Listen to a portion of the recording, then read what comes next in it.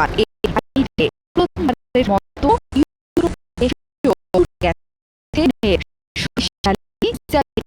সেখানে অবস্থান করছিল হাজার হাজার পশ্চিমা সেনা। ইরান এখন ক্ষিপ্ত সিংহের মতো একের পর এক আঘাত হানছে শত্রুর ডেরায়।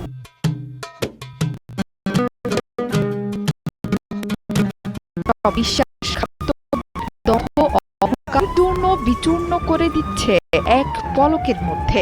ইরান জুড়ে চলছে শোকের মাতম। প্রিয় নেতাকে হারিয়েও থেমে নেই আয়াতুল্লাহ আলী বাহিনীর আইআরজিসি বাহিনী। সাইপ্রাসে 2টো মিসাইল নিক্ষেপ করেছে তেহরান।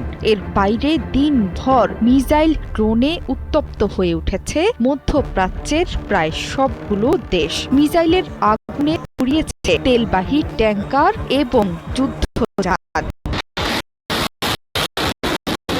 ব্রিটিশ প্রতিরক্ষা মন্ত্রী জন হেইলি বলেছেন, সাইপ্রাসে ব্রিটিশ ঘাঁটি লক্ষ্য করে নিক্ষেপ করা হয়েছে 2টো মিসাইল। সেখানে হাজার হাজার ব্রিটিশ সেনা মোতায়েন আছে। প্রতিরক্ষা মন্ত্রী বলেছেন, এগুলো সরাসরি সাইপ্রাসে থাকা ব্রিটিশ ঘাঁটি লক্ষ্য করে ছোড়া হয়েছিল। তবে মিসাইল নিক্ষেপ বুঝিয়ে দিচ্ছে এই অঞ্চল জুড়ে ব্যাপকভাবে